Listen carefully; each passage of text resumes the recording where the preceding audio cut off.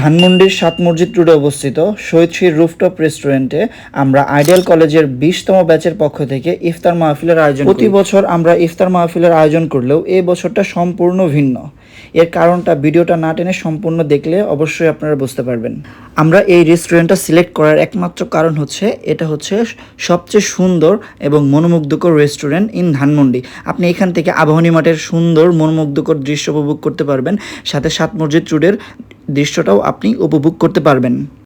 এখন অলরেডি 5টার মতো বাজে আর অনেকেই এর মধ্যে চলে আসছে। আমাদের বন্ধু অনেকেই অনেক দূরে থেকে আসছে, কেউ গাজীপুর, কেউ উত্তরা, কেউ সাভার থেকে আমাদের এই আইডিয়াল কলেজের 20তম ব্যাচের প্রোগ্রামে সবাই অংশগ্রহণ করে। এরই মধ্যে আমাদের ইফতার প্লেটারগুলো রেডি করা হচ্ছে, কারণ সময় আর খুব একটা বেশি নাই। আমাদের টেবিলগুলোতে পানি প্লাস শরবত অলরেডি সার্ভ করা হয়ে গেছে। এখান থেকে সাত মসজিদ রোডের অসম্ভব সুন্দর ভিউটা একদম স্পষ্ট পাওয়া যায়। আমাদের এত দিন পরে যে একটা গেট টুগেদার, এটা আমাদের সবাইকে দেখে বোঝাই যাচ্ছে না। কারোর সাথে 1 বছর, কারোর সাথে 2-3 বছর পরও দেখা হচ্ছে, কিন্তু কাউকে দেখে মনে হচ্ছে না যে এত দিন পরে আমরা একসাথে হয়েছি, কারণ সেই আগের মতোই টান, ভালোবাসা, বন্ধুত্বের টান আছে।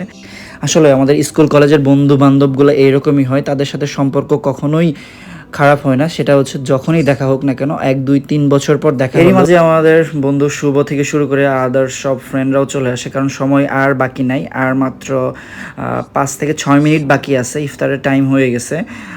সবাই এসে অলরেডি পৌঁছাইছে। সবাই এসে পৌঁছাইলে আমরা সবাই একসাথে গ্রুপ ছবিতে অ্যাটেন্ড করি। আর আমাদের ইফতার মেনুতে ছিল tandoori chicken, butter chicken, fried rice, খেজুর, জিলাপি, হালিম আর চিকেন উইংস আর পানি ছিল আমাদের ইফতার মেনুতে, যেটা আমার কাছে একজনের জন্য পারফেক্টই মনে হয়েছে। ইফতারের পর আসলে অত কেউ খাইতে পারে না, তারপরেও অনেকে এটা অনেক হেভি হয়ে গেছিলো, অনেকে খাইতেই পারে না। আজান দিয়ে দেয় আর আমরা ইফতার করে ফেলি। ধানমন্ডিতে 14 তলার উপরে এরকম রুফটপ রেস্টুরেন্টে সবাই মিলে ইফতার করা আসলেই সারাদিন রোজা রাখার পর সত্যি মনটা খুবই ভালো হয়ে যায়। আল্লাহ তাআলার কাছে অনেক অনেক শুকরিয়া আমাদেরকে এই সুযোগটা করে দেওয়ার জন্য।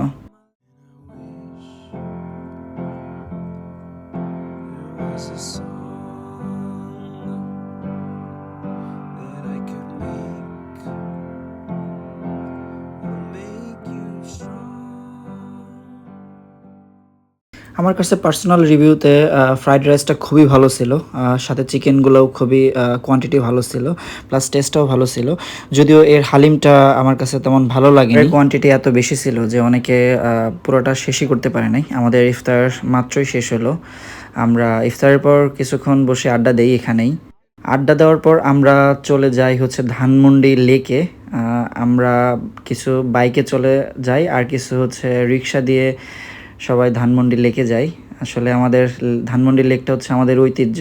এখানে আমাদের অনেক অনেক স্মৃতি জড়িত আছে। আমরা অনেক ক্লাস ফাঁকি দিয়ে আমরা এখানে এসে আড্ডা দিতাম ফ্রেন্ডদের সাথে, সেগুলো আমাদের স্মৃতিচারণ।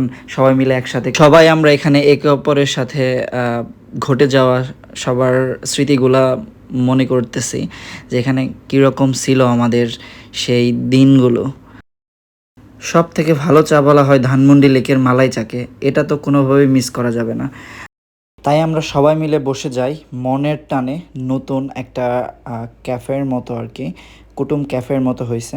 সেখানে বন্ধুত্ব যে কখনো পুরাতন হয় না সেটা আজকে আপনারা দেখতে পারলেন।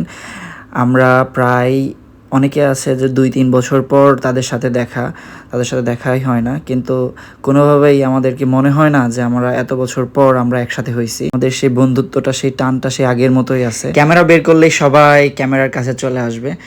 আমি সত্যি টায়ার্ড হয়ে গেছি। 4টা থেকে এখন 9টা বাজে, এখনও ছবি তোলা শেষ হয়নি। তারপরে আমরা কয়েকটা গ্রুপ ছবি তুলে আমরা যার যার মতো চলে আসি।